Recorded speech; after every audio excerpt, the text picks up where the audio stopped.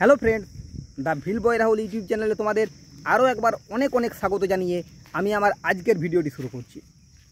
তোমরা তো জানোই যে আমি ছাগল পালন করি, বলা ভালো দেশি ছাগলের পালন করি। কারণ আমি সাধারণত অন্য কোনো বড় ধরনের বা বিদেশি ছাগল পালন করি না। আমি আমাদের যে দেশি বাংলার ছাগল, বাংলার কালো ছাগল, যেটাকে ব্ল্যাক বেঙ্গল ছাগলও বলা হয়, সেই ছাগলেই পালন করি। যদিও এটাকে সবাই দেশি ছাগলেই বলতো আগে, তারপরে আধুনিক পদ্ধতি আসার পরে এই ছাগলটাকে ব্ল্যাক বেঙ্গল ছাগল নামে এই ছাগলটা পরিচিত হয়েছে। সেই ছাগলেই আমি পালন করি। কেন পালন করি? কারণ এই ছাগলটা পৃথিবীর যে সেরা কয়েকটি ছাগলের জাত তার মধ্যে একটি, এবং এর মাংসের চাহিদা সারা বিশ্বব্যাপী প্রচুর এবং এর চামড়ার চাহিদাও প্রচুর। আর এই ছাগল পালন করতে সেরকম কোনো খরচও হয় না, তাই আমি এই ছাগলকেই পালন করি।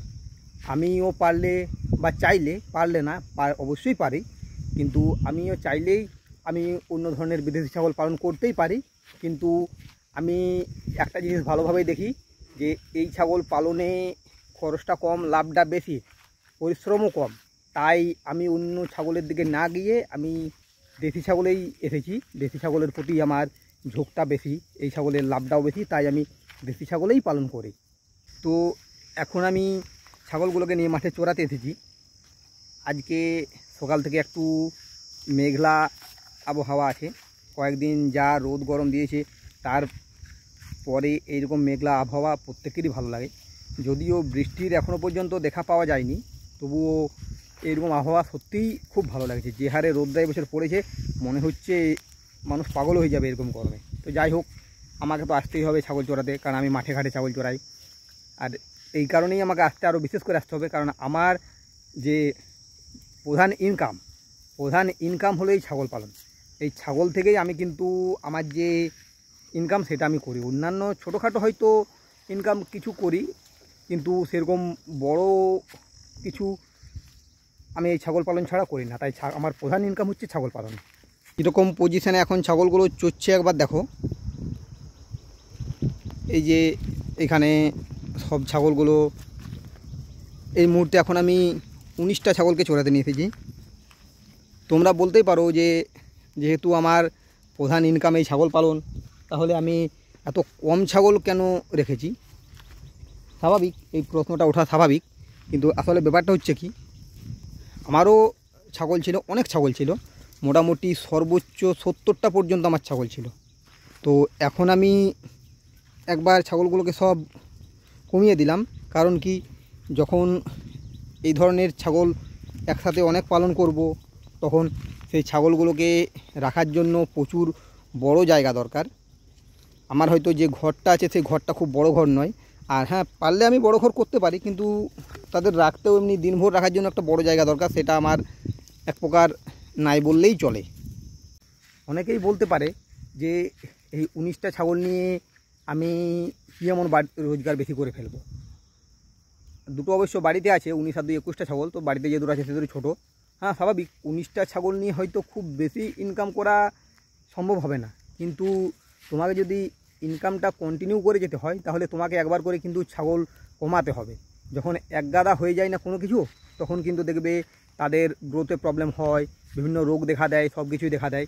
তো আমাকে আমার মাসিক ইনকামটা বা ইয়ারলি ইনকাম চিন্তা করতে হলে আমাকে কিন্তু একবার করে কঠিন ডিসিশন নিতেই হবে। আমি কয়েকদিন আগে একটা ভিডিও দিয়েছি যে আজ দুটো ছাগল, পাটি ছাগল বিক্রি করে দিলাম। তো আরও 3-4টে আছে, যেমন এই যে এইটা দেখতে পাচ্ছ, এইটাও বিক্রি করব, ওইটা বিক্রি করব, ঠিক আছে, আরও আছে এবং বিক্রি করব। তো যাই হোক, একবার করে কমাতে হয়। এগুলো আবার 1 বছরের মধ্যে আবার বেড়ে যাবে, কোনো চিন্তার কিচ্ছু নেই। এই যে এই পাঁঠা ছাগলটার সেদিনে খদ্দের এসেছিলো, তো আমি 7,500 টাকা লাস্ট দাম বলেছি। আমি বলি তার নিচে আমি দেবো না, দেখি ওরা কি বলে। এটা ছাড়াও সবথেকে বড় পাঁঠা ছাগল এটা। হ্যাঁ, একটা কি যে ছাগল পালন করতে গেলে একটা বড় পাঁঠা ছাগল রাখা দরকার, তো আমার এটা ছিল। কিন্তু আমি আর এখন একে রাখতে চাইছি না, কারণ এই মুহূর্তে আমার আর এত বড় পাঁঠা ছাগলের দরকার পড়বে না। এবারে যখন আমার পাঁঠা ছাগলের দরকার পড়বে মোটামুটি 6 মাস পর, তাই এত বড় পাঁঠা ছাগলটা আর আমার রেখে কোনো লাভ নেই, যেহেতু ঘাসে মুখ দেওয়া জিনিস তো কখন কি বিপদ হয়ে যায় কে জানে। তো যাই হোক, ওই জন্য এখন আর যেহেতু আমার দরকার পড়বে না, তাই আমি এই ছাগলটাকে এবারে বিক্রি করে দেবো। এটাও একটা পাঁঠা ছাগলের বাচ্চা উঠছে, ওইটা বিক্রি করে দেবো যখন 5-6 মাস পর, তখন এইটা ঠিক বড় হয়ে যাবে। তাই আমার মনে হয় না ওই বড়টা রাখার আর দরকার আছে। এইটা ছাড়াও এই যে এইখানে একটা পাঁঠা ছাগল আছে, এইখানে একটা পাঁঠা ছাগল আছে, ঠিক আছে। আর আরেকটা পাঁঠা ছাগল এই যে এইখানে আছে, এই যে এইখানে আছে।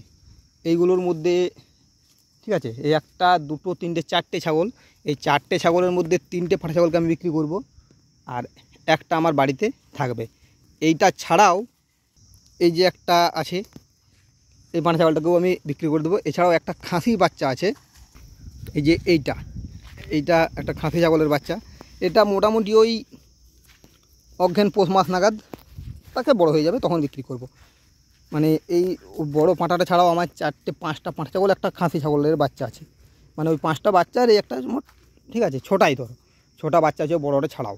আর এছাড়াও ধাড়ি ছাগল আছে মোটামুটি 8-9টা ধাড়ি ছাগল আছে, আর পাঁঠি ছাগলও আছে। আমি ওই তো বললাম তোমাদের আরও 4টে পাঁঠি ছাগল আমি বিক্রি করব। যেমন এই যে এই কালোটা বিক্রি করব, ঠিক আছে, এই কালোটা বিক্রি করব, এই লালটাও বিক্রি করব।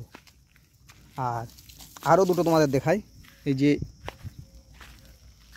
এই লালটাও বিক্রি করব। আর এই যে এই কালোটা এই মাসের মধ্যে বিক্রি করে দেবো। এই 4টেকে এই মাসের মধ্যে বিক্রি করে দেবো। আমার মনে হয় বিক্রি করা দরকার আছে একবার করে, কারণ যেহেতু আমার বড় ধাড়ি ছাগলগুলো আছে, তাই আমার দ্বিতীয়বার ছাগল হতে আর আবার টাইম লাগবে না, ঠিক আছে।